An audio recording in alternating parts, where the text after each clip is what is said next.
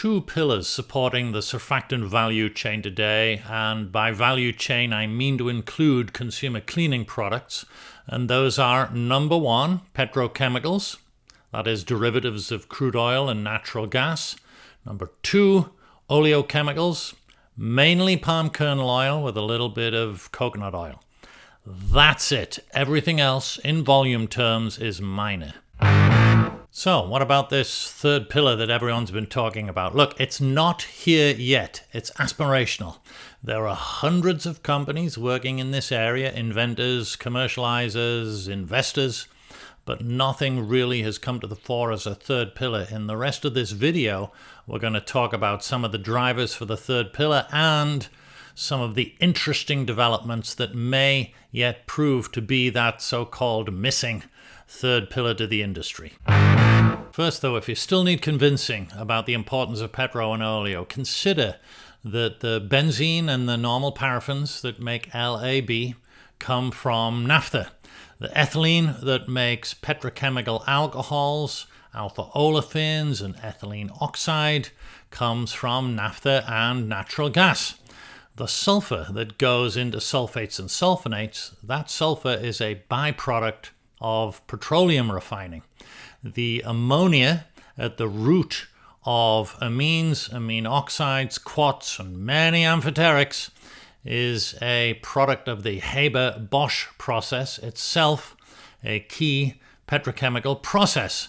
And of course, palm kernel oil, a byproduct of the palm oil industry, is at the root of many of the fatty alcohols, and of course alcohol sulfates, alcohol ethoxylates, alcohol ethoxysulfates.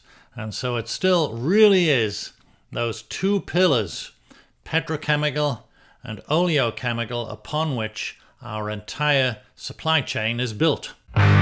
So why is a third pillar of such intense interest? I really shouldn't have to explain this, given all that's been going on in the prior years, but consider a two-legged stool. It's prone to wobble, and I think it's fair to say we've had a fair number of supply chain wobbles in the recent past. And so look, I'm not saying palm is bad or petrochemicals are bad, far from it. I'm certainly not saying we should replace one or more legs of the stool, right, with palm or petrochemical.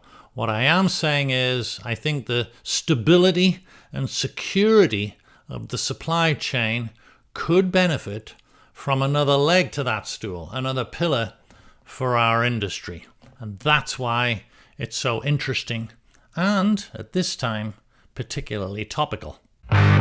So what does this third pillar look like when it arrives? Look, I don't have a top pick, but there's a number of things going on which I think are pretty cool. Obviously, biosurfactants made by fermentation is one area, glycolipids in particular. There are 30, 40 or more companies working in this area. Evonik's built a large plant collaborating with Unilever, so there's a lot of traction there. Other fermentation technologies, routes to fatty alcohol, alternatives, and oils. A lot of interesting work going on there. I like novel carbohydrate-based surfactants built on agricultural waste, novel chemistry. I like the work that's being done with cellulosic particles, cellulose particles made into emulsifiers and surfactants, novel chemistry, novel approach to the industry. I love what's happening with carbon dioxide. There are companies working to convert literally carbon dioxide out of thin air into novel surfactant platforms. That's super interesting. And there's work going on with other things like the 5-membered ring furan chemistry, which looks particularly interesting from a supply chain point of view. So a lot of stuff going on. And look, the answer could be one or a few or all of the above. It could be something we haven't thought of yet, that we haven't even read about yet. And look, I know I'm being very diplomatic, but I don't see a clear winner at this time, which is great because the field is wide open if you've got an idea. Let's keep an eye on this space. I thank you very much for your time and attention, and thanks again for listening.